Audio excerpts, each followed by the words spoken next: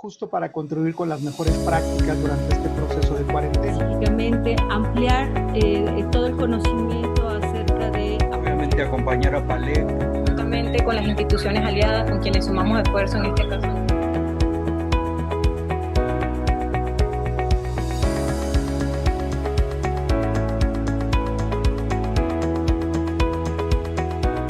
Bueno, la verdad es que hoy estoy acompañada de un panel de lujo. Ahora conoceréis a las personas que nos acompañan, pero antes, si me permitís unos minutos, me gustaría contextualizar un poco el debate en el que nos vamos a introducir. Yo creo que la situación que estamos viviendo todos, la situación de pandemia internacional, ha puesto de plena vigencia y relevancia a la tecnología. Ha sido la protagonista porque gracias a ella hemos podido continuar trabajando, estudiando y desarrollando diferentes tareas. Tenemos que tener en cuenta que en este y en otros muchos casos la tecnología es facilitadora, pero también puede convertirse en un motivo o en causas de exclusión, ¿no? Y por eso este debate sobre tecnología inclusiva, porque realmente para que todos le saquemos provecho a la tecnología, tenemos también que contribuir entre todos a que la tecnología sea inclusiva y no deje fuera de ella a personas que puedan tener una discapacidad, que sean mayores, que sean mujeres y, en definitiva, pues que se adapte a las circunstancias de cada persona. Es muy importante que sepáis que para que una tecnología sea inclusiva, sea incluyente, esta tiene que tener características de accesibilidad. ¿Qué es la accesibilidad? Pues la accesibilidad es que cualquier persona, con independencia de nuestra condición física, sensorial, intelectual, podamos hacer uso de esa tecnología. Yo me veréis con unas gafas de sol, pero no es porque haya sol en estos momentos, es porque tengo discapacidad visual y entonces utilizo estas gafas como elemento de protección. ¿Esto qué implica? Que además de llevar gafas de sol, necesito una serie de adaptaciones. Por ejemplo, el guión que estoy utilizando lo he escrito en un documento en Microsoft Word, pero yo tengo un programa que se llama lector de pantalla en el que voy leyendo el guión que estoy utilizando de apoyo. De igual modo, en la herramienta Zoom voy moviéndome con los diferentes elementos del teclado y puedo activar el micro, desactivarlo. Y diréis, bueno, pero esto es lo que hago yo. Sí, la diferencia es que vosotros lo hacéis con el ratón, yo lo hago con el teclado, y para que este programa me lea los diferentes botones tiene que estar bien etiquetado, y eso no ocurre con todos los programas de videoconferencia, ¿no? Entonces, por ejemplo, con Zoom tenemos un ejemplo de lo que es una tecnología accesible, una tecnología que se adapta a que yo, que no veo la interfaz, yo que no veo los botones, puedo de igual modo activar la cámara, desactivarla y demás. Pero para que la tecnología sea inclusiva no solo es necesario la accesibilidad, también es necesario la capacitación, es decir, que las personas puedan usarla, sepan usarla, ¿no? Y para que esto ocurra, pues lógicamente se tienen que desarrollar planes de capacitación. Esta pandemia nos ha cogido a todos por sorpresa y esa capacitación, como veremos en el debate, no ha estado presente en toda la sociedad, por lo que siempre se han ido quedando personas atrás. Es muy importante también que se contemplen procedimientos, y ahí me gustaría destacar una buena práctica que está desarrollando PALEC con este evento. La herramienta Zoom, que como os decía es un ejemplo de accesibilidad, tiene una opción que vosotros mismos podéis activar para recibir los subtítulos. Pues bien, hay una compañera de PALEC que está haciendo resúmenes de nuestras intervenciones para que si se conecta una persona con discapacidad auditiva pueda leer ese resumen aunque no me esté escuchando a mí. Entonces, aquí veis un ejemplo de que además de que la tecnología sea accesible o no lo sea, también tenemos que adaptar un poco los procedimientos, la forma de desarrollar actividades mediante esas tecnologías para poderlas usar y para que el contenido llegue a todas las personas. Cuando hablamos de inclusión, cuando hablamos de tecnología inclusiva, deben ser tecnologías que lleguen a todos sin exclusión, personas con diferentes discapacidades, mayores hombres, mujeres, niños. A mí me gustaría, antes de pasar a presentar a los panelistas que nos acompañan, aportaros algunos ejemplos. Por ejemplo, yo estoy acudiendo a muchas videoconferencias y me encuentro que se están proyectando, por ejemplo, presentaciones en PowerPoint, y esas presentaciones mi lector de pantalla no me las lee. ¿Por qué no me las lee? Porque quien las diseña no sabe cómo hacer para que sean accesibles. De igual modo, las personas sordas se están conectando a clases virtuales, y esto, por ejemplo, está ocurriendo en muchos países, y no están contando con un intérprete de lengua de señas o con subtitulado. O también personas mayores, personas del entorno docente. Hay muchos docentes que son mayores y que son fantásticos profesionales, pero que quizás tenían un dominio menos, no tan alto de la tecnología, y se han tenido que enfrentar a esta situación e irse a sus casas e intentar impartir formación a distancia. Y también, por supuesto, las mujeres. Es verdad que las empresas han promovido el teletrabajo, pero lo cierto es que al final hay muchas mujeres en casa tratando de conciliar, tratando de cuidar a sus hijos que no pueden ir a la escuela y tratando de integrarse técnicamente o mediante la tecnología en las empresas. Y al final combinar todo esto pues también es una dificultad para ellas, por lo que el hecho de que la tecnología sea fácil de usar, desde luego les quita bastantes dolores de cabeza, tanto a hombres como a mujeres, personas con discapacidad y mayores.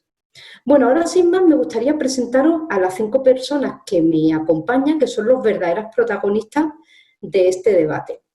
Voy a empezar con María Socorro Rosario. La verdad es que María Socorro tiene una experiencia de más de 20 años en posición de liderazgo en la educación, ha colaborado con varias universidades en Puerto Rico y tiene un doctorado en liderazgo organizacional. Ella actualmente dirige el recinto de Orlando de la Universidad Ana G. Méndez, ¿no?, que es una universidad muy importante de educación superior en Puerto Rico. También nos acompaña Carmen Márquez, amiga y compañera de PALEC, que Carmen tiene un doctorado en Ciencias Sociales Aplicadas. Además, Carmen tiene una amplísima experiencia diseñando y desarrollando proyectos de I+D relacionados con educación inclusiva. De hecho, tiene bastantes publicaciones relacionadas con esta temática. Ella trabaja como profesora e investigadora en la Universidad Autónoma de Madrid. Nos acompaña también Roberto Saiz Martín, que es fundador y director general de Robotics. La verdad es que es una empresa que tuve el placer de conocer en uno de los eventos presenciales de PALEC, que es una institución pionera en México en la enseñanza de robótica en el entorno educativo, ¿no? Al final, gracias a su tecnología y a sus acciones, más de 200.000 niños y jóvenes de México han tenido la oportunidad de tener un acercamiento a estas tecnologías, llegándose a extender hasta 900 instituciones educativas. También nos acompaña Javier López. Javier López es licenciado en Economía, además es el director de Impacto Social en Santander Universidades y tiene una amplia experiencia en la gestión de instituciones orientadas al cambio, ¿no?, y a la innovación social, implicándose de forma directa en sectores como el académico y como el tercer sector. Y ya por último, aunque no menos importante, nos acompaña Bienvenido Espinosa. Él es ingeniero de telecomunicaciones, ha dedicado su carrera profesional al ámbito de las tecnologías de la información y, bueno, ha desarrollado su carrera profesional tanto en Francia como en España, ¿no?, en sectores como la automoción, aeronáutica y, por supuesto, el sector de las telecomunicaciones. Actualmente es director de operaciones en el grupo Berle Lebro, espero haberlo dicho bien, bienvenido, si no ahora ya me corriges, para España. Bueno, pues como veis, un panel de lujo, un panel en el que tenemos la oportunidad de dialogar con personas que son expertas en inclusión, expertas en tecnología y expertas en ambas vertientes, por lo que yo creo, sinceramente, que nos van a ofrecer una visión muy interesante de la temática de hoy. Bueno, hemos preparado un listado de preguntas por aquello de conducir el debate, aunque el debate está abierto a que los participantes pues planteen mediante la plataforma Zoom preguntas que os puedan surgir y dejaremos un momentito al final del debate para responderlas en la medida de lo posible. A mí me gustaría lanzar una primera pregunta y me gustaría conocer vuestro punto de vista sobre qué es la inclusión. Y bueno, por darle la palabra a alguien, puesto que alguien tiene que comenzar a hablar, me gustaría en primer lugar conocer la visión de Carmen sobre la inclusión. Muchas gracias, querida y amiga moderadora. Antes de comenzar, permíteme también que agradezca al maestro Cuéllar, al doctor Montiel y, por supuesto, a la doctora Palma, presidenta de PALE, esta oportunidad que me brinda esta tarde de poder compartir este espacio. Realmente es emocionante ver el interés que ha suscitado y es emocionante también participar y tener la suerte de estar presente en un espacio donde se va a hablar de inclusión. Intentando responder a lo que tú me preguntas, Lourdes, como te decía, es una suerte porque, fíjate, la inclusión, la educación inclusiva, que es donde yo centro mi trabajo, no es un asunto baladí, ni siquiera es una opción, ¿no? Me gustaría comenzar apuntando que la UNESCO ha establecido, como sabéis, para la Agenda 2030, 17 Objetivos de Desarrollo Sostenible, que no son más que 17 estrategias necesarias e imprescindibles para que avancemos hacia un mundo sostenible, hacia un mundo justo y hacia un mundo cohesionado. Y entre esas 17 estrategias, la UNESCO ha establecido que la cuarta estrategia está relacionada con la educación y establece precisamente que la educación, que a partir de este momento debemos intentar desarrollar e implementar en todas las etapas educativas, tiene que ser una educación inclusiva. No da lugar a otros modelos, a otras formas, a otros tipos. Dice expresamente, la educación debe ser inclusiva, equitativa y de calidad y debe tener u ofrecer la oportunidad de participar en ella a todas las personas durante todo el proceso de su vida. Es decir, es una educación en la que todos pueden participar y en la que se puede participar en cualquier momento de la vida, de manera que debe ir desde la educación infantil hasta la educación universitaria. ¿Por qué hace esto la UNESCO? Lo hace justamente por una reflexión que introducía el doctor Montiel al principio cuando nos ha dado la bienvenida, ¿no? Porque la UNESCO se plantea y piensa qué tipo de sociedad queremos construir, hacia qué sociedad queremos avanzar. Y establece además, pues tal cual es la sociedad hacia la que queremos avanzar, debe ser la educación. John Wade dice que la educación, la escuela, no nos prepara para la vida, sino que la escuela es la vida misma. Y es así.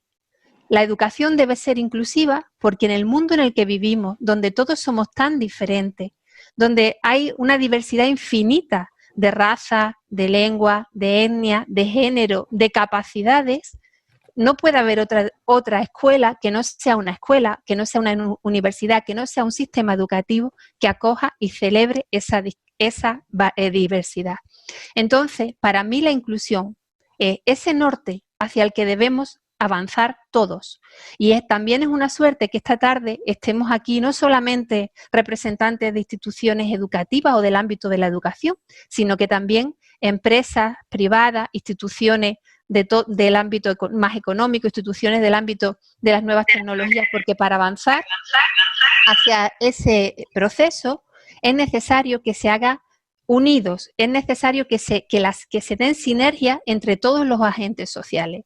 Así que como intentaba explicar o resumir, la inclusión es ese norte que no solamente acoge a toda la diversidad, sino que celebra esa diversidad. Es esa posibilidad que todas las personas debemos de tener de participar en igualdad de condiciones en todos los ámbitos de nuestra vida, desde el ámbito educativo al ámbito laboral.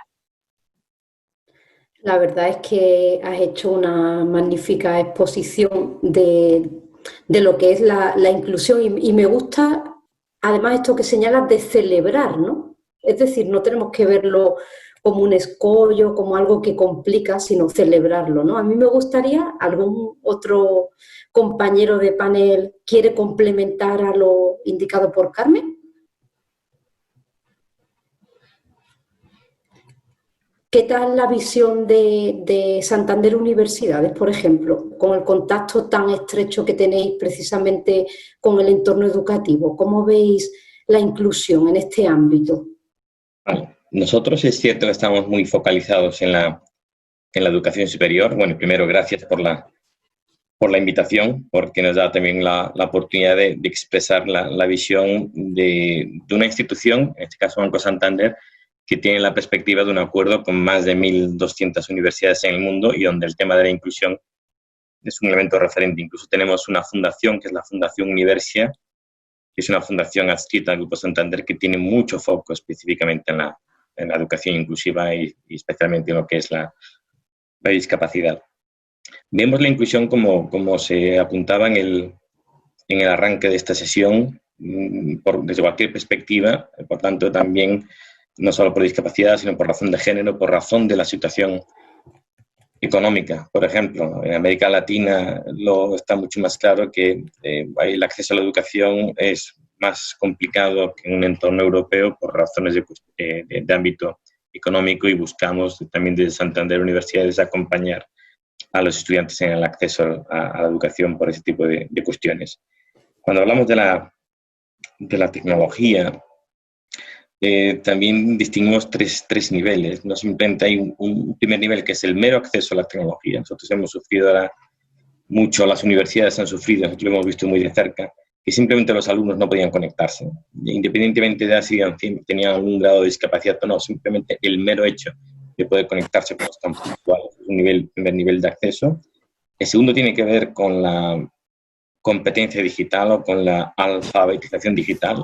Nos hemos encontrado que muy pocos profesores están preparados para dar clases online, muy pocos alumnos están acostumbrados a recibir su educación en formato online. Y nuevamente, independientemente o no, si los mayores tienen algún nivel de discapacidad. Y en el tercer nivel sí estaría esté adaptado tanto a las tecnologías como los contenidos y formatos a los colectivos que tengan algún tipo de riesgo de exclusión. Entonces, estos tres niveles los estamos intentando acompañar desde el banco, pero no tanto porque nosotros vayamos a aportar las soluciones, sino acompañarlas que las universidades están ofreciendo, aunque sabemos que en muchas ocasiones ha tenido que ser atendida el riesgo de exclusión en etapas educativas anteriores, y cuando llegan ya a la universidad el número de personas afectadas es mucho menor, ¿no? Pero estos tres niveles de acceso a la tecnología como tal, la propia formación y preparación de profesores y estudiantes, finalmente, que tecnología, formatos y contenidos estén adaptados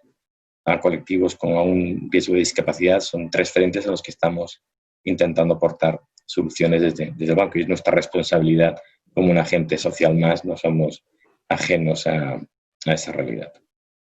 Sí, yo desde luego sigo bastante de cerca pues, las acciones que realiza la Fundación Universia, y veo que, por ejemplo, al inicio de la pandemia, pues lanzaron una convocatoria, por ejemplo, para repartir iPad a personas que saben pues, que no tienen dispositivos ni siquiera para acceder a la educación, ¿no? Y que el hecho de que se hayan ido a sus casas, pues ya les ha ocasionado un problema.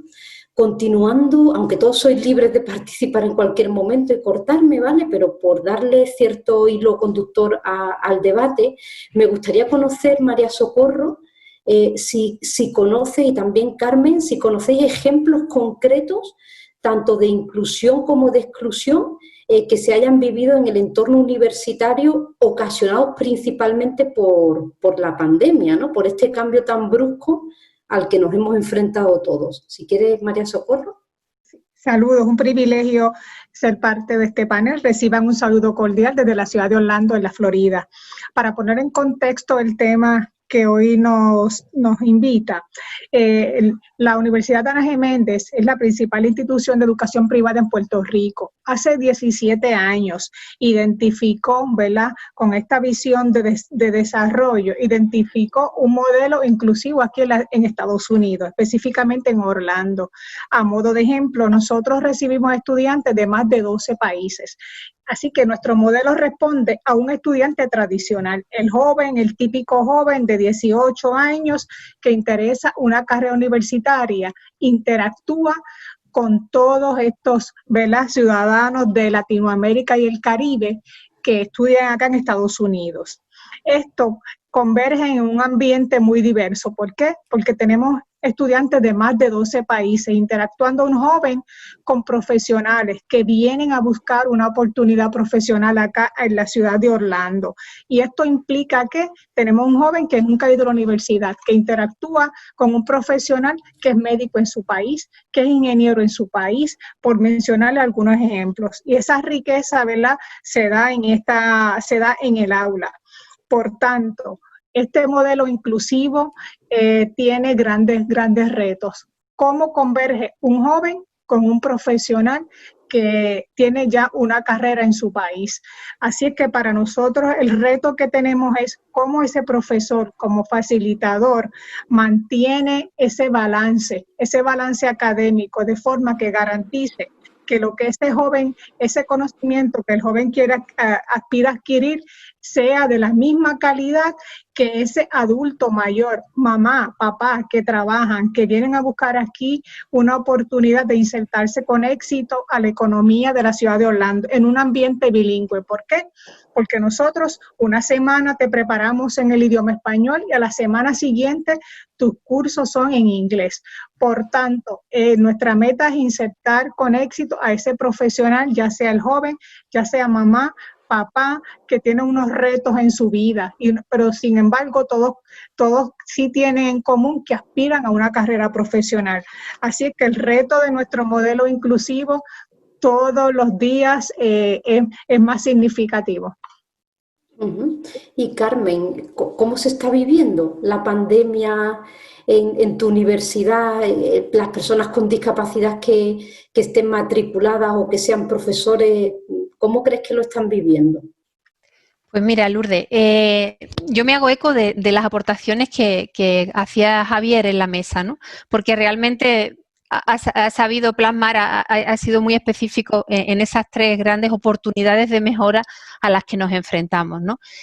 Yo como docente también he tenido mis limitaciones y también he tenido mis dificultades y sobre todo, como él decía, porque no todo el mundo tiene una posibilidad de acceso a Internet, una posibilidad real de acceso las 24 horas del día o durante la jornada lectiva, porque no todo el mundo tiene equipos en casa o porque a veces me he encontrado examinando a un alumno que me decía, Carmen, necesito terminar pronto porque mi hermana también tiene un examen y tenemos un equipo para toda la familia. Entonces, a esas dificultades que yo llamaría más estructurales, creo que realmente la escuela o la universidad poco puede hacer o tiene más limitaciones para actuar, ¿no? Y que también son responsabilidad de otras administraciones públicas que deben, creo, que también asegurar en eso la participación de todos. Pero también está esa otra parte que comentábamos hace un momentito, que tiene que ver con la capacitación del profesorado, Lourdes. Y en este caso, la pandemia o la situación que vivimos ha venido a mostrar una situación que se daba con anterioridad, y es que el profesorado no está en su mayor parte capacitado para atender a la diversidad. Ni siquiera en un aula normalizada, mucho más o mucho menos aún en un aula online, ¿no? En un aula virtual. Entonces, creo que ahí es muy importante que todas las universidades apuesten por capacitar a su profesorado en pedagogías inclusivas. Por ejemplo, en el diseño universal de aprendizaje. El diseño universal de aprendizaje, que tú conoces bien porque hablabas antes de la accesibilidad y que nace o que parte de esa posibilidad de hacer accesible el aprendizaje a todos los alumnos y alumnas, ofrece muchas oportunidades para salvar esa distancia que a veces la baja competencia en el manejo de la tecnología puede darse. Entonces es muy importante que el profesorado, que las universidades en este momento sean muy proactivas y que de alguna manera desarrollen actuaciones para formar o para capacitar a su profesorado en pedagogías inclusivas, en diseño universal de aprendizaje y en el manejo de las TIC, ¿no? En mi universidad ya se habla de que vamos a comenzar el curso siguiente de manera virtual. Ya sabemos, lo que nos ha pasado hasta este momento nos ha cogido un poco con el pie cambiado, pero en este momento ya tenemos información sobre lo que puede acontecer cuando volvamos a las aulas el curso siguiente. Si vamos a tener que volver por una cuestión sanitaria a la modalidad online, creo que es momento de que el profesorado se capacite y que utilice este tiempo para mejorar sus competencias. Y me gustaría participar, si se pudiera, Lourdes. Sí, por supuesto. Yo soy Roberto San Martín de Fundación Robotics. Y bueno, nosotros trabajamos desde hace muchos años en pensar cómo llevar e incluir tecnología dentro de las escuelas. Que claro, que la nuestra es tecnología en robótica, y pensar en cómo ir incluyendo en las niñas y niños las vocaciones científicas y de ciencia, tecnología, ingeniería y matemáticas a lo largo de la vida, desde preescolar hasta universidad. Pero yo lo que quisiera colaborar es primero contextualizar un poco en el caso que mejor conozco, que es en el caso mexicano. En el caso mexicano, de acuerdo al censo del 2018, solo el 56% de los hogares tienen internet, tienen acceso a internet. Y solamente el 44.3% de la población tiene una computadora. Entonces, hay un 95% de los que tienen celulares inteligentes, pero eso no necesariamente quiere decir que todos tengan celulares inteligentes con acceso ilimitado a internet, ¿no? En México hay muchas compañías telefónicas que les dan acceso a algunas herramientas como WhatsApp, por ejemplo, en forma gratuita, pero no es necesariamente cierto que puedan entrar a cualquier conferencia o a cualquier sitio de internet gratuitamente. Entonces, en México, que lo pongo como un ejemplo porque sé que aquí no todos pertenecen a México, este nuevo escenario de la pandemia implica una reestructura de toda la sociedad. Ya antes de la pandemia, la sociedad no necesariamente vivía en igualdad. Vivíamos en una cierta exclusión de ciertas áreas geográficas, de ciertas áreas más vulnerables que otras, y teníamos una lucha en la que estábamos buscando que las zonas más vulnerables pudieran incluirse desde los retos que ellos tenían. Pero teníamos la ventaja de que el mundo físico nos permitía reunirnos y paliar desde la desigualdad, porque no es que fueran iguales todas las escuelas, dar cierto tipo de educación en distintos contextos, en el contexto rural, distinto al contexto urbano, y buscar las formas de que la educación en zonas rurales fuera de la misma calidad que en cualquier otro espacio. Por cierto, que en el mundo urbano el acceso a internet es del 76%, mientras que el rural es del 47%. En el mundo rural, más de la mitad de los hogares no tienen acceso a internet. Esta pandemia reorganiza la sociedad por completo. Y cuando digo por completo, no es nada más el mundo educativo, es el mundo laboral. Y toda la sociedad, al menos en este espacio, nos estamos reorganizando en un porcentaje importante a través del internet.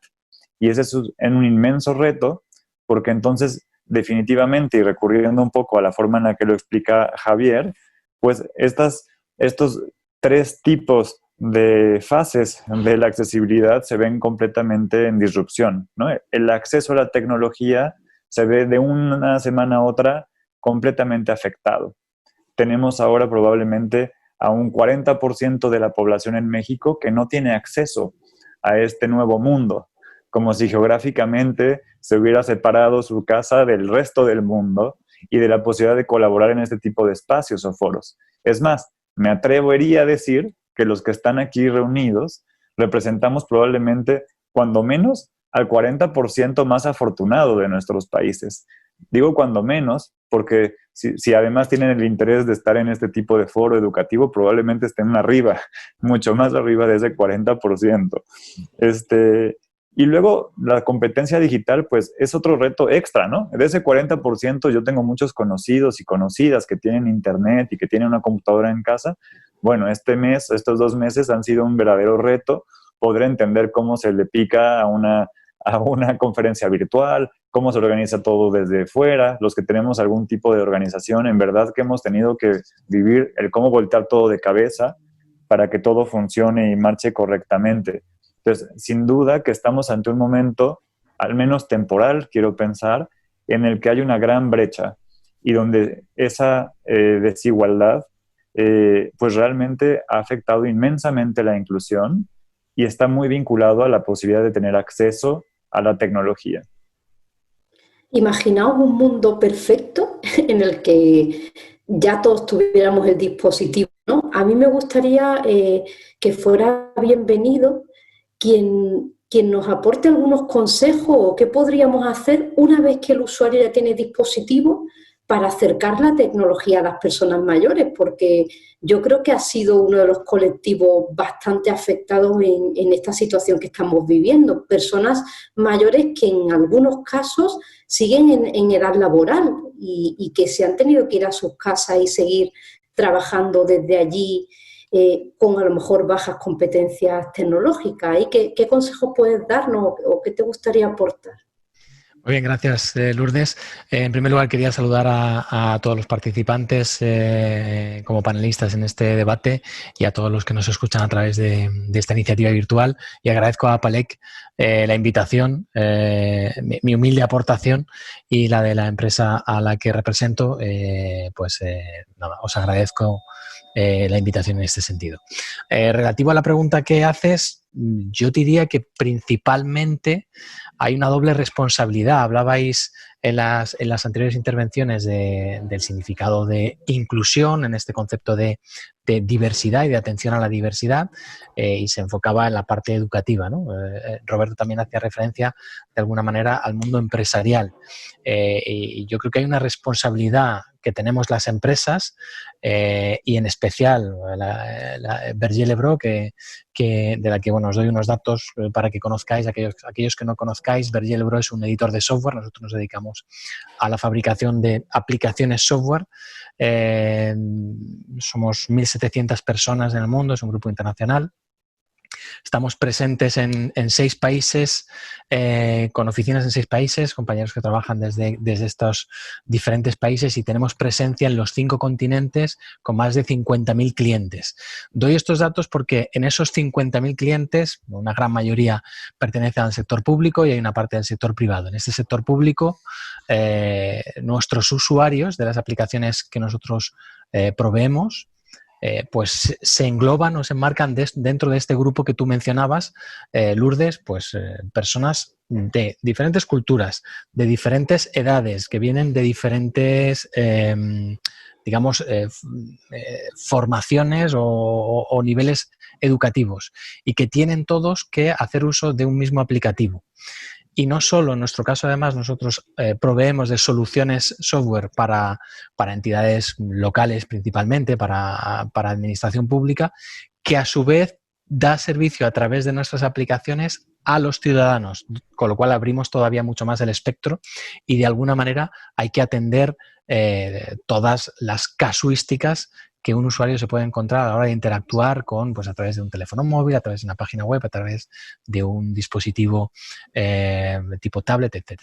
Entonces, hablaba de responsabilidad porque la empresa decía, tenemos una doble responsabilidad. Primera es enfocar nuestros productos para responder y para que incluyan todas las ventajas y mejoras tecnológicas que a día de hoy existen y que están normalizadas para atender a la accesibilidad a la que tú hacías referencia antes, para facilitar el acceso a la tecnología en este caso y para reducir esa brecha. Y en una segunda vertiente, para integrar, y de alguna manera están vinculadas, para integrar en nuestras estructuras, para acoger, integrar y celebrar, utilizando la palabra que que mencionaba Carmen antes, esa diversidad en nuestras estructuras de trabajo, en nuestros equipos. Desde un aspecto cultural, el hecho de que nosotros estemos presentes en los 5 continentes habla ya de que el enfoque que hay que darle a las aplicaciones que desarrollamos pues tiene que tener en cuenta estas cuestiones, ¿no? Pues a nivel de iconos, a nivel de usabilidad en general, ¿no? Es un aspecto importante. Hablábamos antes de los criterios de accesibilidad como uno de los factores para reducir la brecha, y yo aportaría también en este sentido el de la usabilidad, ¿vale? Un concepto que uno está relacionado con el otro, porque muchas veces olvidamos estos aspectos porque no se tienen en cuenta de forma natural, porque lo olvidamos probablemente en nuestro día a día, pues la atención a la diversidad en ese sentido, ¿no? Entonces, ¿cuáles son las estrategias y cuáles, digamos, para mí personalmente o para nosotros como grupo empresarial, es la responsabilidad a la hora de tener en cuenta esto en las concepciones, en la concepción del producto software que aplicamos? Y en una segunda vertiente, con esto concluyo esta parte, todos los que estamos aquí, independientemente de en ámbito al que pertenezcamos, tenemos una responsabilidad individual, sobre todo a la hora de generar contenidos. El ejemplo que tú ponías, Lourdes, antes, cuando hacías referencia a un PowerPoint que se presenta en un momento determinado en una conferencia, en una charla, en una clase, en el contexto empresarial, donde sea, ¿no? El que genera contenidos, y todos generamos contenidos, bien sea pues, en una página web, en un blog, en un artículo que redactamos en Word, en un PowerPoint o en cualquier tipo de infografía. Tenemos la responsabilidad individual, y para eso tendremos que acudir a aquellas formaciones que nos aporten lo que necesitemos para ese contenido que generamos sea accesible y, por tanto, participemos de este concepto de la inclusión, de integrar la inclusión en nuestro día a día. Eso que comentas es muy interesante porque, de hecho, haciendo referencia a la responsabilidad individual, me gustaría poner un ejemplo que veréis a diario, ¿no? Y es la cantidad de imágenes que nos llegan al WhatsApp, y tenéis que saber que, por ejemplo, WhatsApp te permite añadir una descripción a las imágenes, que bueno, esa descripción es la que nos permite a las personas ciegas saber qué nos estáis mandando, ¿no? Porque a mí permanentemente me llegan fotos y tengo que estar preguntándole a seres cercanos, a familiares, oye, ¿esto qué es? O incluso a quien me las remite, ¿no? Entonces, tenéis que pensar un poco en diversidad y contemplar que, por ejemplo, cuando se manda una imagen puede haber personas que no las vean, ¿no? Y así con otros tipos de características, no solo relacionadas con la discapacidad visual. Bueno, a mí me gustaría... Sí, perdón, por supuesto, sí, sí. Voy a dar un dato que por un lado tiene una parte muy negativa y por otro lado representa una gran oportunidad. Un estudio reciente desarrollado por el TEC de Monterrey en colaboración con el Banco Interamericano de Desarrollo, tan reciente como que lo están publicando ahora, da un dato muy duro, que es que el 85% de los profesores universitarios, vuelvo a hacer hincapié en que nosotros nos vemos mejor en ese ámbito, no se sienten preparados para dar clases online hoy. Y esto es un dato, es una debilidad, digamos, del sistema. Estamos hablando en la región de América Latina.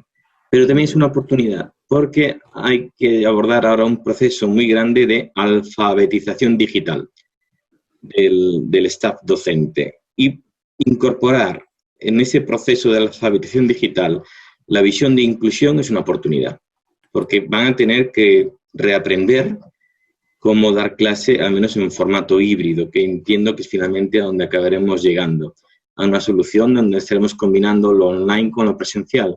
Como en lo online el 85% no tiene muy claro cómo hacerlo, incorporar en ese proceso de mejora de sus competencias docentes la visión de la inclusión va a ser más sencillo. Y pongo el caso de una metodología que ha desarrollado la Unión Europea, se llama Check-in. Es una metodología de self-assessment, de autoevaluación, para identificar cuáles son las competencias digitales docentes de los profesores. Y hablar, por ejemplo, y esto se va a convertir en un estándar en la Unión Europea y podría acabar convirtiéndose también en un estándar internacional. Incorporar en la metodología Check-in la visión de la inclusión nos haría después muy fácil que los profesores sean conscientes de cómo tienen que mejorar su docencia para ser más inclusiva, apalancándose en lo digital y en las soluciones híbridas. Entonces, esta es la parte que yo veo más positiva en temas de oportunidad, ya que como profesor estoy obligado a reformularme. Veamos en ese ejercicio de reformulación cómo incorporar la visión inclusiva. Si somos inteligentes, aquí hay una gran oportunidad para dar un salto de calidad en la educación. A mí me gustaría también añadir, Lourdes, si me permites. Sí, por supuesto. Me gustaría añadir a lo que comentaba también Javier en la mesa, ¿no? Y agradezco que tú nos hayas situado en ese punto de si estuviéramos en un mundo ideal, que hacia dónde avanzaríamos, porque creo que es importante cambiar en primer lugar ese discurso a esa vertiente más positiva, ¿no? ¿Cuáles son las oportunidades que tenemos ahora mismo de mejorar, ¿no?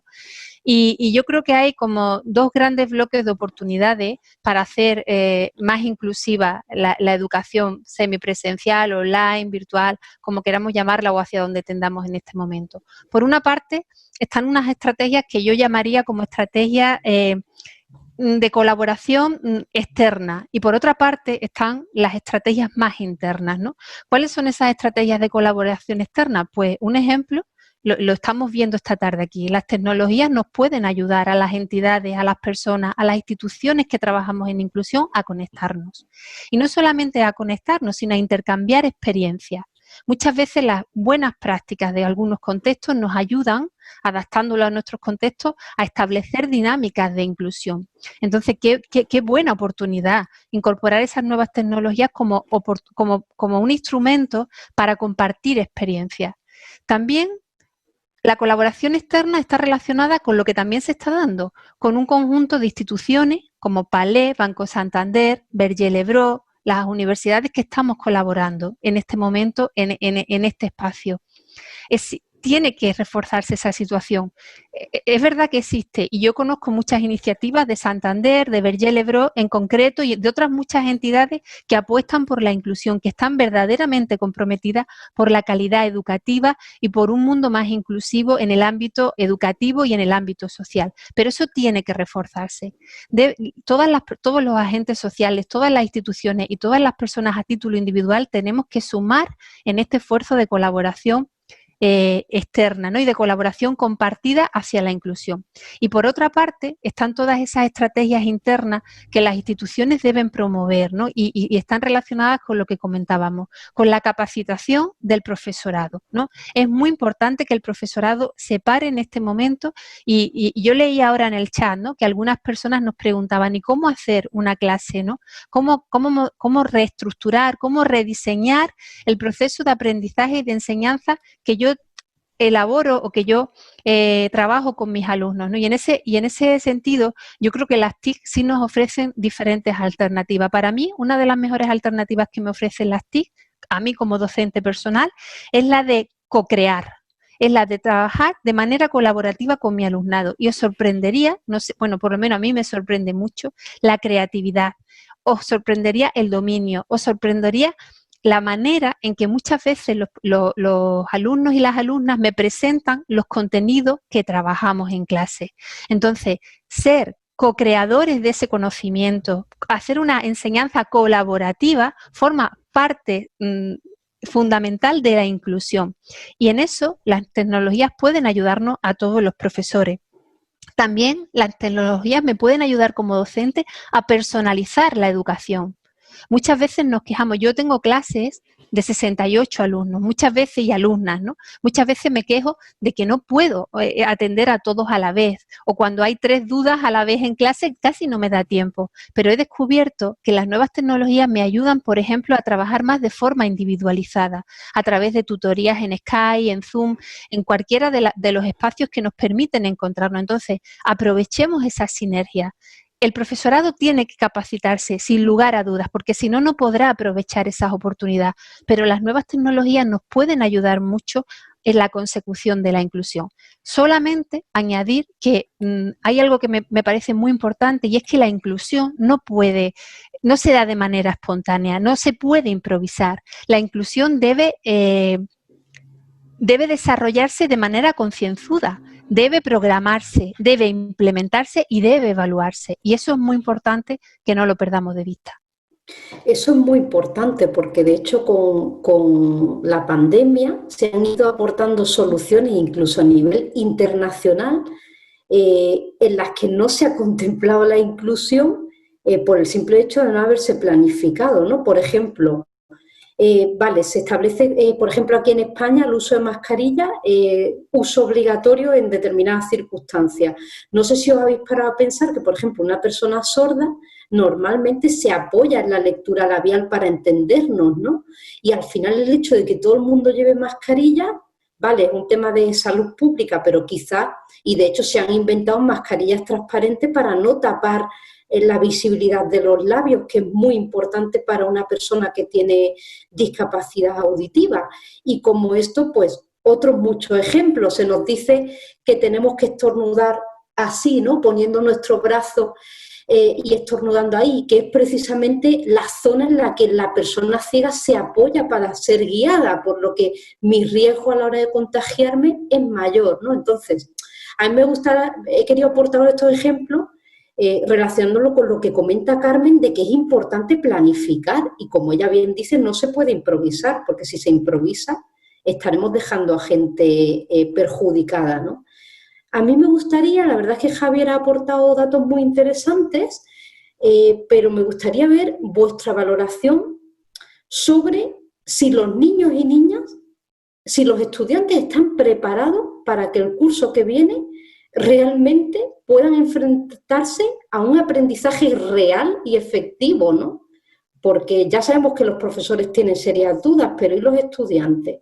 ¿Van a ser las familias capaces? ¿Van a ser los estudiantes capaces de enfrentarse a esta situación con éxito? ¿Cómo lo veis? Sí, me gustaría aportar, Lourdes, en esa línea. Y siguiendo lo que mencionan de oportunidades, nuestra oportunidad vino de la noche a la mañana. Teníamos que iniciar el semestre de verano bajo la amenaza de la pandemia y tuvimos que movernos de presencial a remoto en cuestión de 24 horas. Por lo tanto, tuvimos dos retos. Un profesor capacitado con las competencias, manejamos una plataforma tecnológica llamada Blackboard, y asumimos que tanto el profesor como el estudiante, pues era una plataforma familiar.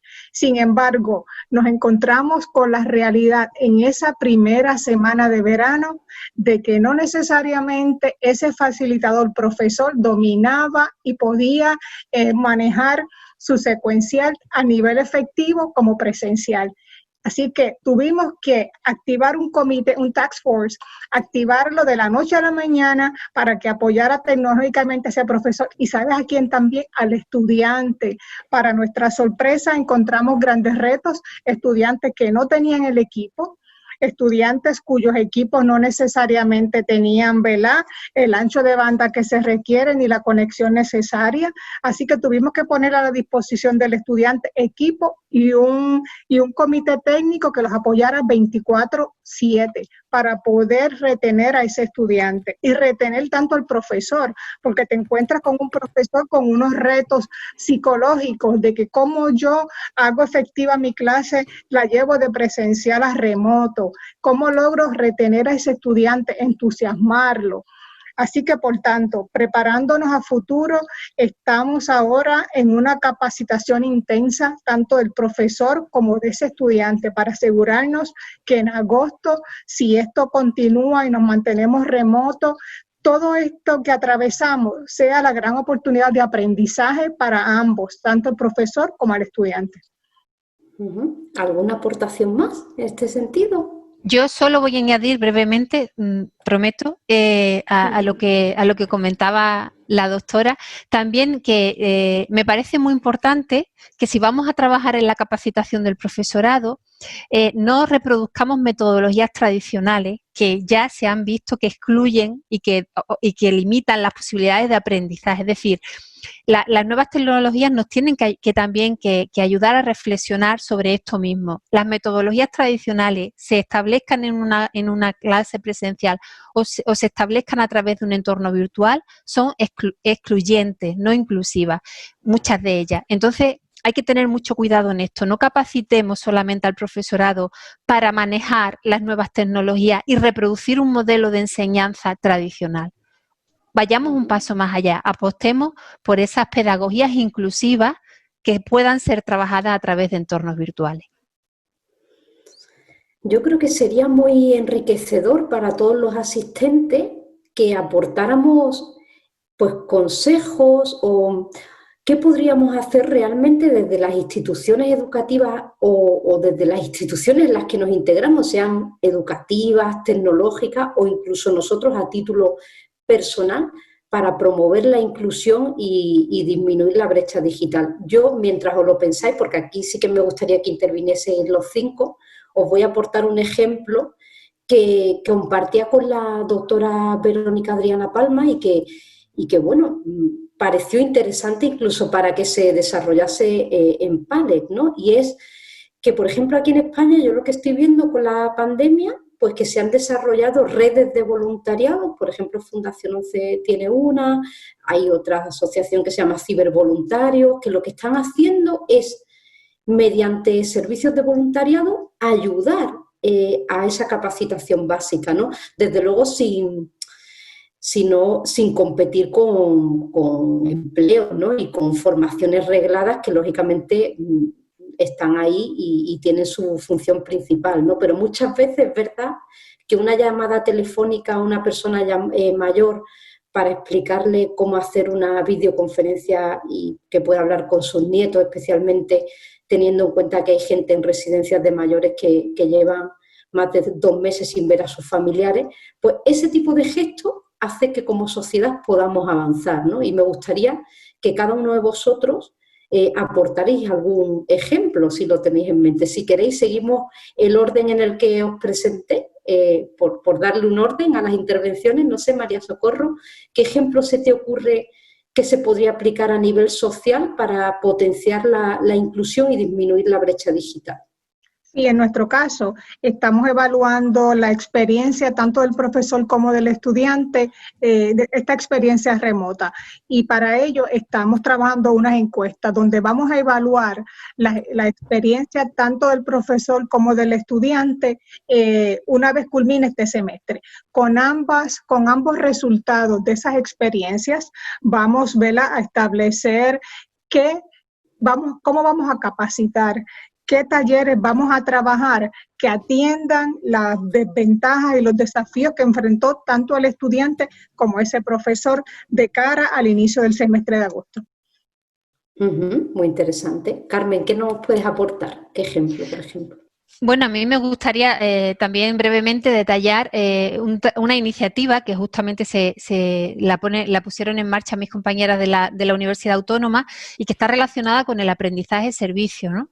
Con la posibilidad de incorporar en el currículum académico de los alumnos y alumnas que están terminando su formación o haciendo algún curso de su formación universitaria, esa posibilidad de hacer aprendizaje-servicio. Eso está posibilitando, por ejemplo, que estos alumnos y estas alumnas ayuden en la capacitación a personas en riesgo de exclusión digital en este caso, ¿no? O que, por ejemplo, apoyen a los profesores en las tareas de seguimiento del alumnado de educación primaria y de educación infantil en casa.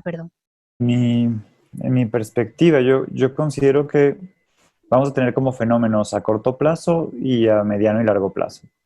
O sea, yo creo que en el corto plazo, donde todavía estamos bajo, en México, la idea de al menos de este encierro y esta pandemia, pues viene todo un tema de capacitación muy fuerte, ¿no? Y de capacitar a las personas en tecnologías de información y eso me queda muy claro.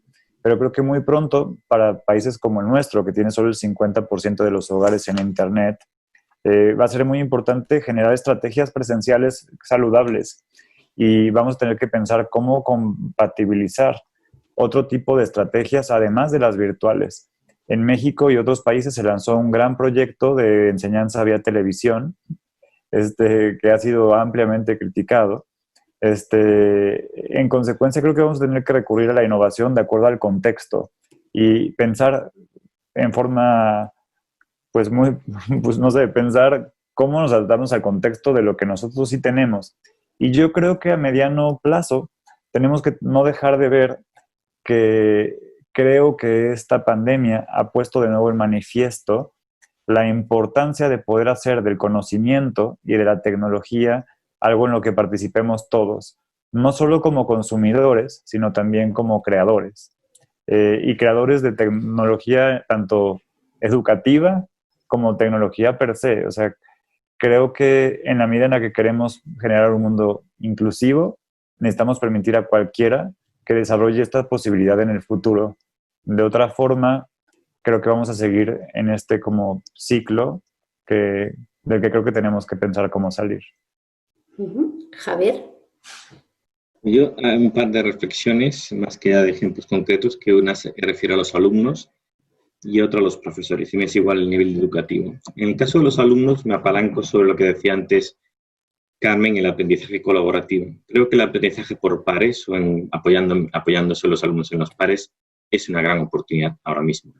Y el trabajo por proyectos donde haya unos alumnos que ayuden a los compañeros de al lado. Hay un modelo muy interesante de la Universidad de Connecticut, que estando diseñado para los alumnos con altas capacidades, se basa mucho en fomentar cómo unos alumnos lideran al aula, y entonces el aula es muy inclusiva porque no se establecen las típicas diferencias donde tenemos en una clase tipo de 25 alumnos, 5 que son muy buenos, 5 que son muy molestos, y después está la distribución normal a los cuales se le adapta el contenido educativo, sino que lo que se hace es que se hace mucho más inclusiva la sesión porque integra en el proceso educativo por proyectos y por el modelo de enriquecimiento, tirando a los alumnos más brillantes según qué asignatura de los demás. Entonces los pares, entre ellos, se ayudan en el proceso educativo. Ahora es una gran oportunidad en fomentar ese tipo de aprendizaje. Esto vale para la universidad, vale para el K12, vale para cualquier nivel educativo. Y la otra reflexión, abundo en lo que ya decía antes con el ejemplo de la Unión Europea. Creo que hay una máxima compartida por casi todos, es que la calidad de un sistema educativo depende de las competencias de su staff docente, de las competencias docentes de su staff docente. Entonces tenemos que buscar dónde están estas buenas prácticas de educación inclusiva apalancándose en las tecnologías para que sean estos líderes del cambio los que por modelos de train the trainers vayan guiando a aquellos que están un poco más perdidos. Como decía antes, tenemos un dato demoledor, el 85% del profesorado no se considera competente, pero también tenemos un 85% del profesorado dispuesto a aprender una manera distinta de abordar la educación. Nuevamente, si embebemos en ese modelo, con esa visión más estratégica, la visión de la inclusión, podemos dar un salto de calidad muy grande, y yo creo que hay instituciones como las que yo represento, o el Banco Interamericano de Desarrollo, por poner el ejemplo de otra que está preocupada por estos temas, que nos encantaría meternos en algún piloto en esta dirección. Tanto con los alumnos como con los profesores se puede ahora aprovechar esta crisis, esta casi distopía para abordar desafíos que antes serían impensables porque habría un montón de frenos que lo impedirían. Como decía, no recuerdo en qué meme salía, ¿quién lidera ahora mismo la transformación digital? ¿El rector en una universidad o el coronavirus? Probablemente el coronavirus. Pues aprovechemos, ¿no? Bienvenido. Pues, bueno, en nuestro ámbito, en el ámbito del desarrollo de software, el de desarrollo de aplicaciones para que lo usen pues diferentes personas, quizá uno de los aspectos que nosotros hemos puesto de manifiesto y que sea importante no solo en el ámbito de la empresa o no solo en el ámbito laboral, sino en cualquier otro aspecto de la vida, para mí es la integración de la inclusión en nuestro día a día. Es decir, hagamos a día de hoy, dicho de otra forma, a día de hoy, especialmente en el mundo del software, se utilizan, hay una metodología denominada Design Thinking en el que nos apoyamos en un conocimiento mucho más cercano al usuario, y la metodología, por simplificarlo mucho, nos dice: empatiza con el usuario, entiende cuáles son sus necesidades y luego desarrolla un producto adaptado a sus necesidades, ¿no? Yo con esto que propongo de integremos en nuestros equipos a perfiles con diversidad o integremos la inclusión en nuestros equipos, voy un paso más allá. Es decir, no vayamos a resolver una necesidad que es ajena a nosotros porque en nuestro entorno del día a día no lo vemos, no tenemos compañeros que tienen capacidades diferentes, sino que traigamos esas capacidades diferentes a nuestro contexto en el mundo laboral, pues en la empresa, en los equipos de trabajo, en el mundo universitario, pues evidentemente ya forman parte, pero integrémoslos en nuestro día a día, incluso a nivel de amistad, de colaboración, de trabajo conjunto, de proyectos en adelante, porque eso hará que tomemos conciencia de que existe una realidad que muchas veces en determinados contextos nos es ajena o la vemos como una necesidad lejana, si nos la traemos a nuestro contexto diario y nos concienciamos de que esa realidad está ahí y que además, y esto es una ley de la naturaleza, en la supervivencia la diversidad es un factor fundamental para conseguir el objetivo de sobrevivir, pues estaremos desde el principio ya conociendo cuál es la realidad de la persona que tengo al lado, ayudándome a tomar conciencia de ello y aportando soluciones de forma colaborativa entre las personas con diferentes capacidades, ¿no? Para nosotros es un reto importante a diferentes niveles. Lo hemos ido poniendo en marcha en los equipos por los que yo he pasado y que he dirigido y bueno, pues yo creo que en esa línea podríamos todos trabajar y eso está al alcance de todos nosotros, ¿no? A mí me gustaría dirigir ahora un poco el debate hacia la parte tecnológica en cuanto a tendencias, ¿no? Y aquí me dirijo especialmente a ti, bienvenido, y a Roberto, ¿no? En cuanto a qué tendencias o qué tecnologías emergentes o que se están desarrollando veis que tienen una mayor potencialidad de cara a la inclusión y de cara al desarrollo de las actividades en modalidad a distancia, ¿no? Yo os pongo un ejemplo, el procesamiento del habla, por ejemplo, se están incorporando en las plataformas de comunicación, pues lo que es la transcripción automática de la voz para ofrecer subtitulado. Esto está mucho más avanzado en inglés que en español. Por ejemplo, en Skype lo podéis ver integrado, también funciona en español y al final no es más que inteligencia artificial al servicio de las personas, ¿no? Al servicio, en este caso, de las personas con discapacidad auditiva. Entonces, me gustaría preguntaros a ambos, en cuanto a las tendencias tecnológicas, ¿cómo lo veis? ¿Qué tecnologías os parecen las más interesantes? Pues si te parece, continúo yo. Es cierto, como comentabas un ejemplo, entre otros, ese es un ejemplo de aplicación de la tecnología. Realmente la tecnología a día de hoy, podríamos decir, que tiene el reto superado en el sentido de que para mí no es un problema tecnológico lo que nos encontramos a día de hoy, sino es un problema procedimental. Alguien hacía referencia, creo que eras tú, Lourdes, hacía referencia a los procesos. Yo creo que en la atención a la diversidad es en otros tiempos, hace 10 años, hace 15 años, probablemente la tecnología fuera o tuviera un componente de barrera o porque no estuviera desarrollada hasta cierto nivel, ¿no? Quizás a día de hoy hemos avanzado en esas tendencias tecnológicas y permiten pues una serie de funcionalidades que antes no teníamos, ¿no? Sin embargo, a pesar de que esas tecnologías existen, pues a veces nos olvidamos de usarlas, a veces no nos preocupamos por saber cómo usarlas. Bueno, por aterrizar la respuesta a la pregunta que me hacías, este ejemplo que comentabas, pues lo vemos también en plataformas de vídeo en streaming, por ejemplo, tipo YouTube, donde automáticamente aparecen los subtítulos. Otras tecnologías, la tendencia ahí en ese sentido nosotros que estamos siguiendo de cerca y estamos empezando a integrar en nuestras soluciones son los chatbots, que son estos dispositivos, componentes que nos permiten interactuar de una manera diferente con una página web o con un servicio, digamos, a distancia, ¿no? En concreto, hay, por ejemplo, hay un ejemplo que se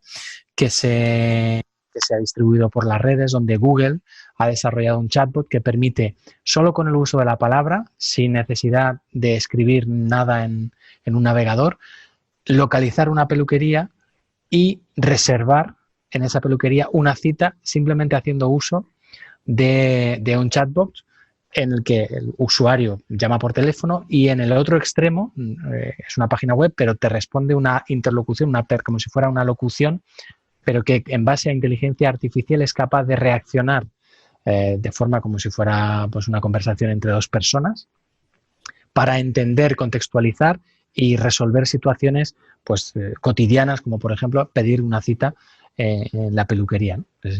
Esa es un poco la tendencia o donde vemos nosotros desde nuestra perspectiva hacia donde están evolucionando las cosas más rápido. Bueno, yo creo que la tecnología trae unos cambios extraordinarios, ¿no? Esto que comentan ustedes sobre el subtitulaje y la inteligencia artificial, los chatbots, son como la capa más externa de la tecnología, donde pues suceden toda esta como innovación, ¿no? Para mí es muy entusiasmante los esfuerzos que están haciendo varias compañías a nivel mundial, entre ellos está Elon Musk con el lanzamiento del cohete que vimos en esto de fin de semana, pero también está Facebook, está Google con distintos proyectos para entregar Internet a todo el mundo, que me parece que si bien no es un cambio tecnológico de ciencia ficción, es un cambio que puede tener un impacto enorme. Hay un fenómeno en la tecnología que se llama el Racing Billion, que habla del incremento de 1 billón, que en español es 1.000 millones de usuarios, más en el mundo de Internet. Hoy más o menos de los 7.000 millones de habitantes del mundo, solamente habemos cerca de 3 o 4 que tenemos Internet. Se espera que en pocos años podamos llegar a que 5.000 millones de habitantes de nuestra Tierra tengan Internet. Y eso implica una gran cantidad de usuarios, una gran cantidad de innovación y apps. Algunas cosas como las que comentabas, como que Skype no es tan bueno en español como es en inglés, o algunas tecnologías, tiene que ver con el número de usuarios. Entonces, son algunos temas que van a mejorar inmensamente en los próximos años.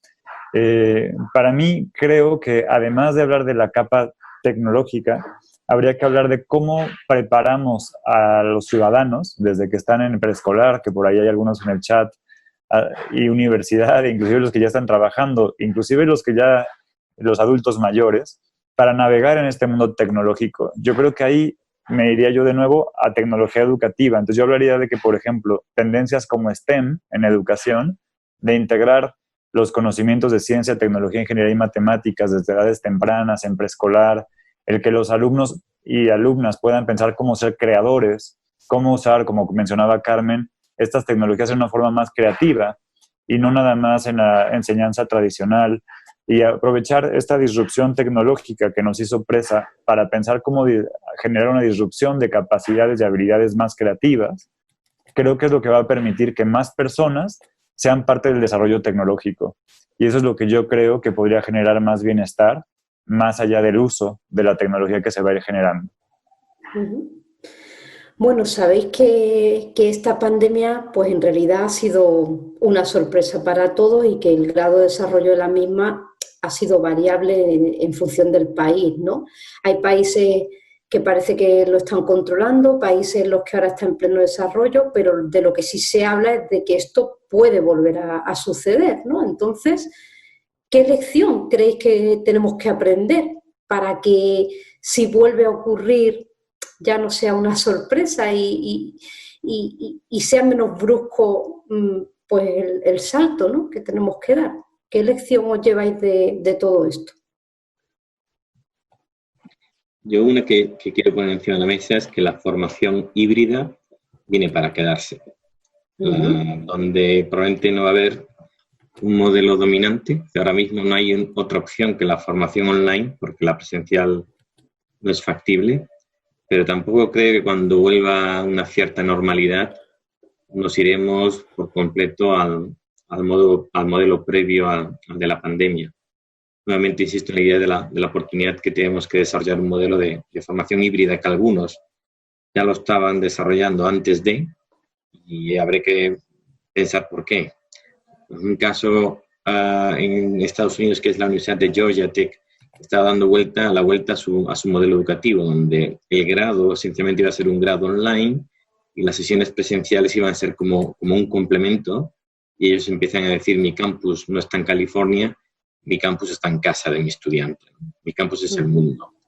Quizás es un ejemplo muy, muy extremo y que no es sencillo que las instituciones educativas peguen este giro. En el caso de Georgia Tech ya forma parte de un cambio estratégico, ¿no? Pero sí nos muestra un camino, y como casi siempre en el medio nos encontraremos la solución. Si tenemos un modelo de formación híbrida, donde nuestro staff docente esté acostumbrado a soluciones presenciales, online y finalmente mixtas, seremos mucho más maleables, mucho más adaptables a circunstancias incluso desconocidas. Y esto es con lo que yo me quedaría y no me relajaría porque a lo mejor nos encontremos en una posible recuperación de la presencialidad de aquí en unos pocos meses y ya se nos acabó el momento de apuro y nos olvidamos de esta situación. Aprovechémoslo nuevamente como esa oportunidad, como ese nuevo CEO que se llama coronavirus, ese nuevo rector que se llama el rector coronavirus, que no ha sido elegido democráticamente en ninguna elecciones en la universidad, pero que hoy por hoy está tomando muchas decisiones. Para nosotros aprovechemos. Pues sí, otras lecciones que creéis que tenemos que aprender.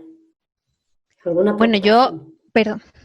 Sí, sí. Perdón, yo aportaría a lo que comentaba mi compañero de mesa también la importancia de la evaluación, porque creo que también esta experiencia nos ha hecho reflexionar sobre que conocemos bastante la realidad educativa en la que nos manejamos, a pesar de ser miembros activos, muchos de nosotros, del ámbito educativo. Y cuando hablo de ámbito educativo, ya ahora sí que no hablo solamente de universidades, sino que también hablo de todas las demás etapas educativas. Entonces, para mí es muy importante que nos paremos a evaluar en materia de inclusión en qué momento están nuestras instituciones, ¿no?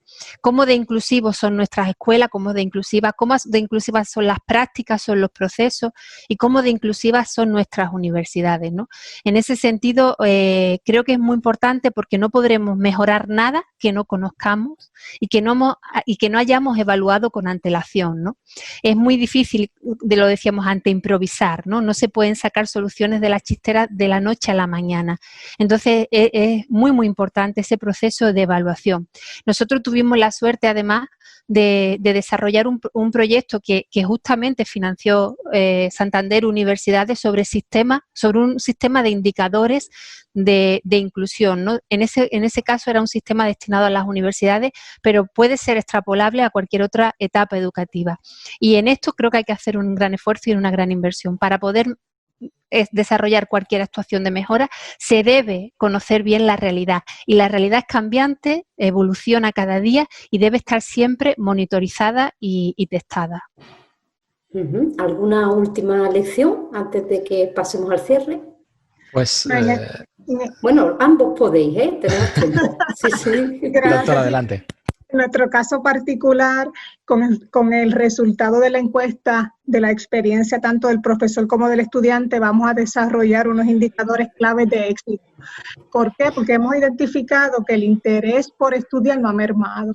O sea, ha sido para nosotros esta experiencia, nos ha identificado que ese estudiante quiere mantenerse estudiando. Por tanto, y nuevos estudiantes, nuevos prospectos están llegando. Así que confiamos que estos indicadores claves de éxito nos permitan mantener un proceso continuo de mejoramiento de qué hacemos, cómo lo hacemos y cuándo lo hacemos y qué tecnologías inclusivas adoptamos.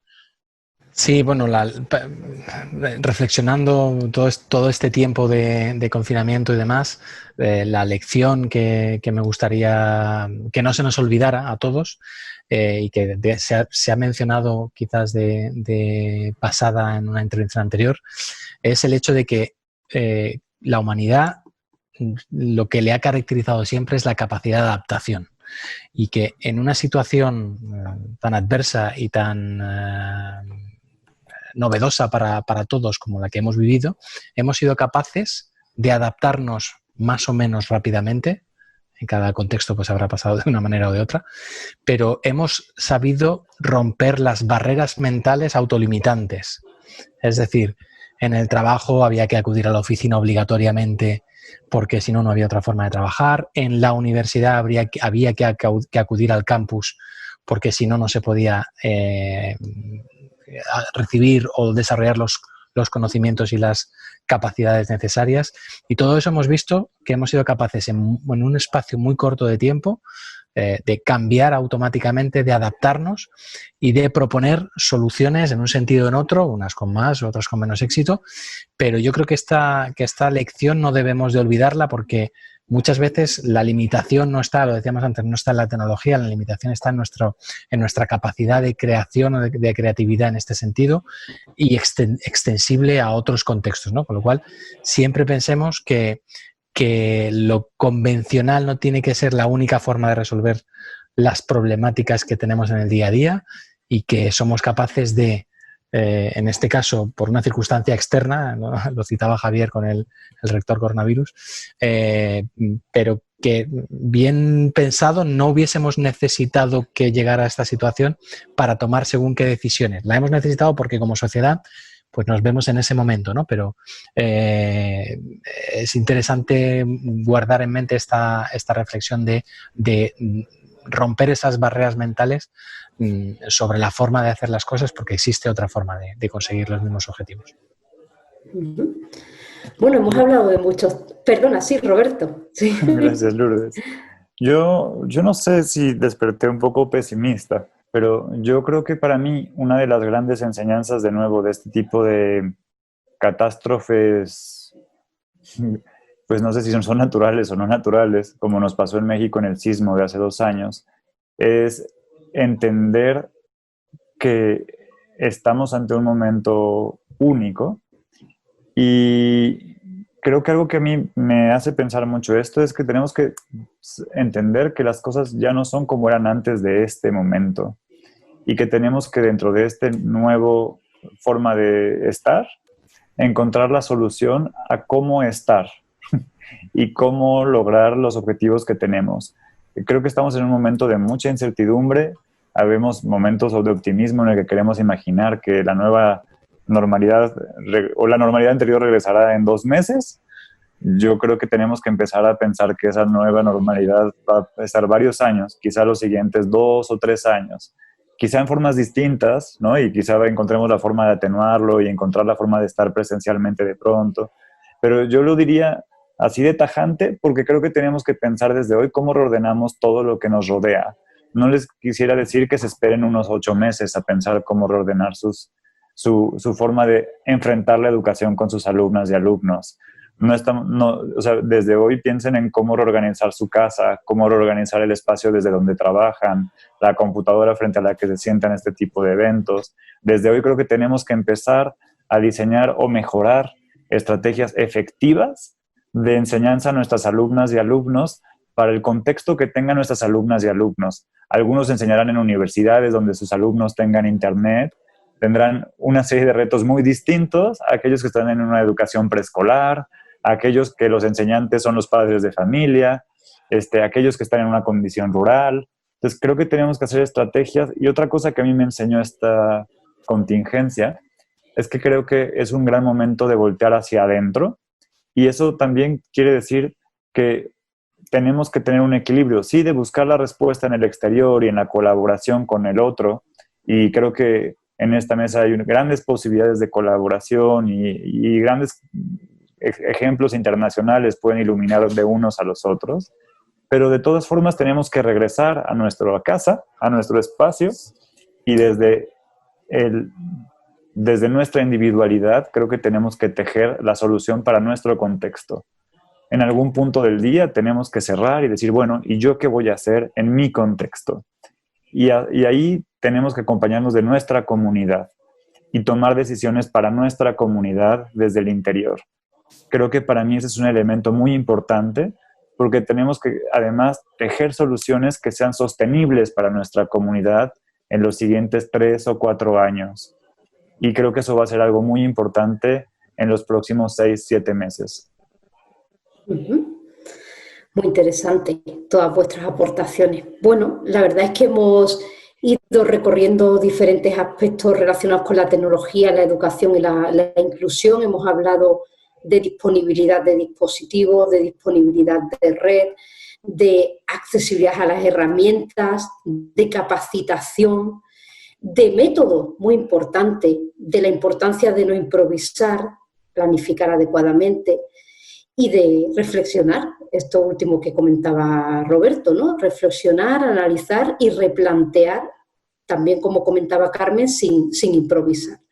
A mí ya por último me gustaría que lanzaseis a nuestra audiencia, a nuestros participantes, un titular a modo de cierre, una frase, un titular que resuma para vosotros el sentido de este debate y de la temática que hemos abordado. Yo voy a lanzar el mío mientras os pensáis el vuestro, Y yo me quedo con un titular inspirado en todas vuestras aportaciones, pero especialmente en la de Bienvenido, y es que la diversidad enriquece.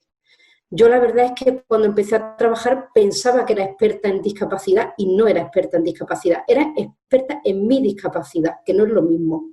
Y al final, el haber ido conociendo a compañeros con diferentes discapacidades, a mayores, a personas, a hombres, a mujeres, a personas con diferentes ideologías, a mí eso es lo que me ha enriquecido como persona. Así que bueno, ahora os dejo vuestros titulares. Si queréis, empezamos por María Socorro.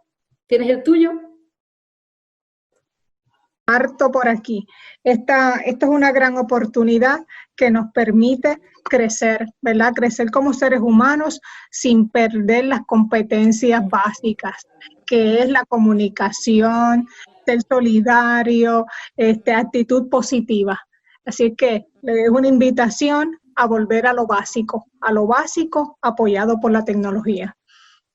Carmen, tu titular. Bueno, yo voy a tener 2 titulares, Lourdes, Bueno, si me permite. Muy bien, claro que sí. Uno ya lo avanzaba al principio. La inclusión para mí es una riqueza y tenemos que luchar y que apostar porque sea un distintivo de calidad de nuestra educación. Inclusión es igual a calidad educativa. Tenemos que convencernos de eso y defender esa idea hasta el final. Y después la otra, porque me hago eco y me emocionó mucho oír a Roberto en su intervención, y me hago eco de esa gran enseñanza que me enseñó Gerardo Echeita hace muchos años, de que una no puede hablar de inclusión sin ser inclusiva, ¿no? Entonces me hago eco de ella y comparto lo que tengo, lo que sé, lo pongo a disposición de todas las personas que en este momento compartimos este espacio. A través de correo electrónico, a través de lo que queráis, podéis siempre contar conmigo, contactar conmigo y si en algo puedo ayudar, yo quiero trabajar en pro de la inclusión y quiero ser inclusiva. No, pues yo creo que para mí, justo hoy amanecí, yo todos los días hago ejercicio en las mañanas, de 6 a 7 de la mañana para poder relajarme. Y hoy descubrí que no podía terminar de hacer ejercicio porque sentía que me faltaba un objetivo claro durante esta contingencia, algo que me motivara a terminar de entender qué estoy atravesando en estos 3 meses. Y creo que independientemente de varios objetivos muy concretos del día a día, creo que para mí, a nivel individual y en la organización de la cual yo me encargo, es muy importante pensar en cómo crear un mundo más inclusivo. Para mí la inclusión tiene que ver mucho con la posibilidad de generar desarrollo para todas y todos. Y pues para mí ese es el titular, que es un momento de crear un mundo inclusivo. Y eso nace de que todos nosotros y todos ustedes encontremos cómo hacerlo, cada uno desde su lugar. Javier, ¿qué nos ofreces? Yo tengo un hermano que es periodista, lo cual tengo un educador de generación de titulares, pero lo diría algo así como coronavirus más educación híbrida, una oportunidad para una educación más inclusiva. Muy bien. ¿Y Bienvenido?